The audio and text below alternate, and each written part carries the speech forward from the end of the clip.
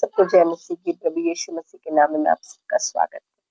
आइए आज हम परमेश्वर के वचन के द्वारा खुदावन की अद्भुत बातों को सीखते हैं। मेरे साथ आप खोलिए गिनती 14 का 9। केवल इतना करो कि तुम यहोवा के विरुद्ध बलवा ना करो और ना उस देश के लोगों से डरो, क्योंकि वे हमारी रोटी ठहरेंगे। छाया उनके ऊपर से हट गई है और यहोवा हमारे संग है, उनसे ना डरो। आमीन।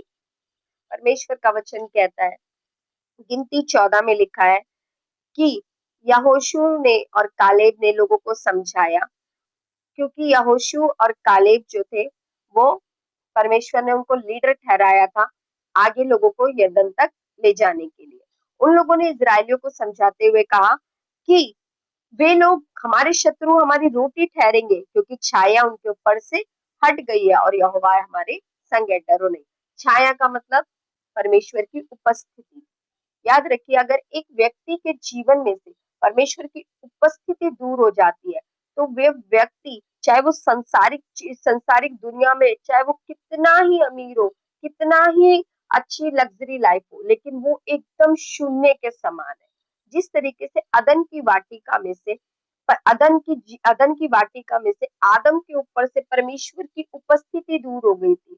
जब आदम ने और हवा ने पाप किया था और परमेश्वर की आज्ञा का उल्लंघन किया था, उस समय परमेश्वर की उपस्थिति उन दोनों से दूर हो चुकी थी। और जब आप पढ़ेंगे जेनेसिस को, उत्पत्ति को, तो आप जानेंगे कि उसमें जब परमेश्वर की उपस्थिति से वो लोग दूर हुए तो उन्हें कितनी प्रॉब्लम का सामना करना पड़ा, कितने स्ट्रगल्स उनके जीवन में आए। उसी तरीके से जब शाऊल ने परमेश्वर की आज्ञा को नहीं माना और गोलियत की ललकार को सुनकर भी वो लड़ने के लिए नहीं जा रहा था। क्यों? क्योंकि देखो, परमेश्वर की उपस्थिति शाऊल के ऊपर थी, लेकिन तब तक थी जब तक कि शाऊल प्रभु की आज्ञाओं में चलता रहा। जब शाऊल ने परमेश्वर की आज्ञा को तोड़ दिया तो परमेश्वर की उपस्थिति उसके ऊपर से चली गई। बाइबल कहती है उसके बाद परमेश्वर की उपस्थिति किसके ऊपर आई? दाऊद के ऊपर आई। और दाऊद के ऊपर जब प्रभु की उपस्थिति आई तो दाऊद ने ही गोलियत को मारा। आमेन। यानी कि परमेश्वर की उपस्थिति जिस व्यक्ति के साथ होगी, वो किसी भी क्षेत्र में, चाहे वो गोलियत के सामने खड़ा हो, चाहे वो फरौन के सामने खड़ा हो, डेफिनेटली उस युद्ध में उसको विक्ट्री, उसको जीत जरूर मिलती है। आमीन। लेकिन हमें परमेश्वर की उपस्थिति में बने रहना है। प्रभु की उपस्थिति से हमें भागना नहीं है।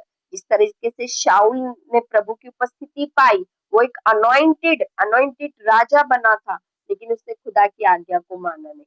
उसका पद परमेश्वर ने दाऊद को दे दिया। हमें वो गलतियां नहीं करनी। हमें लास्ट तक हमें हमें अपने प्रभु के साथ लिपटे रहना है। उसकी प्रेजेंस को मांगना है हर दिन प्रार्थना करते हुए प्रभु से कहना, प्रभु मुझे अपनी उपस्थिति से भर दीजिए। जैसे आप मूसा मूसा को आपने अपनी उपस्थिति से भरा था प्रभु, जिस तरह यहोशू के साथ आपकी उपस्थिति चलती थी, जिस तरह इजरायलियों के ऊपर प्रभु आप दिन में बादल बनकर, रात को आग का खंबा बनकर उनके साथ चलते थे। प्रभु आपकी उपस्थिति मेरे साथ वैसे ही चले।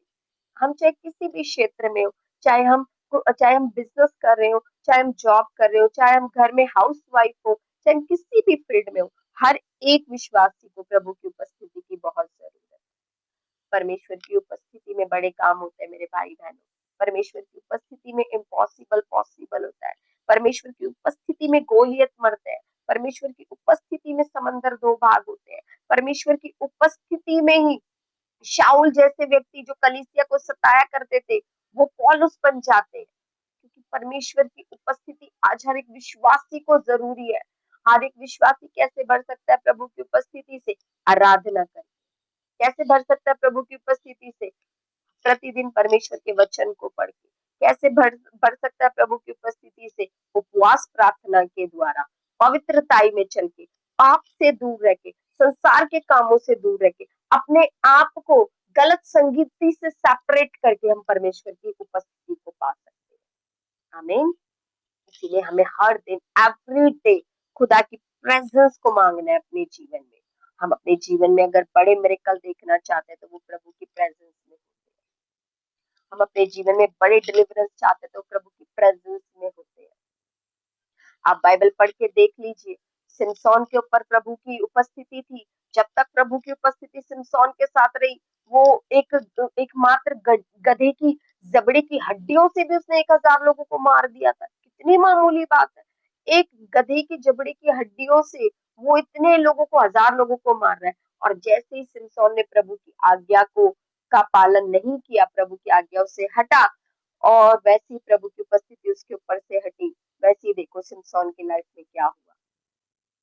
हमें अपनी लाइफ में ये भी देखना है कि प्रभु की उपस्थिति में रहने वाले लोगों के साथ क्या क्या मिरेकल हो रहे हैं, और जिन लोगों के ऊपर से प्रभु की उपस्थिति हट गई है, उनके जीवन में क्या रिजल्ट आ रहे हैं, ताकि हम अपनी लाइफ को खुदावन की प्रेजेंस के साथ चला सकें। हर दिन हमें उसकी प्रेजेंस चाहिए मेरे भाई बहन। हर दिन प्रभु की उपस्थिति हमारे जीवन में बहुत जरूरी है। और मुझे विश्वास है इस वचन के द्वारा प्रभु हम सबको अपनी उपस्थिति से भरेंगे। आमीन। चलिए हम प्रार्थना करें। स्वर्ग पिता, हम यीशु के नाम में आपके पास आते हैं पिता, हम प्रार्थना करते हैं जितने भी मेरे भाई बहन है परमेश्वर पिता, जो भी इस वचन को आज सुने पड़े प्रभु, उनके जीवन में प्रभु आपकी उपस्थिति परमेश्वर पिता बढ़ने पाए पिता। खुदावन किसी कारणवश अगर वो आपकी उपस्थिति से दूर हो गए हैं प्रभु, वो फिर से आपकी उपस्थिति में आने पाए परमेश्वर पिता। खुदावन एक एक भाई बहन को आज छू ले प्रभु, एक एक भाई बहनों के परिवार को छू ले, उनके फाइनेंस को प्रभु आज आपका आत्मा छुए, उनके बच्चों को खुदावन आज आप छू लीजिए, उनके घरों में प्रभु आज आपकी प्रेजेंस उतरने पाए मेरे परमेश्वर पिता। खुदा हम आपका धन्यवाद करते हैं, आपने परमेश्वर हमारी इस प्रार्थना विनती को सुना और अद्भुत कार्य हमारे जीवन में करे पिता, उसके लिए धन्यवाद। प्रभु यीशु के नाम से इस दुआ को मांगते हैं, सुने और कबूल करें। आमीन आमीन आमीन। सबको जय मसीह की।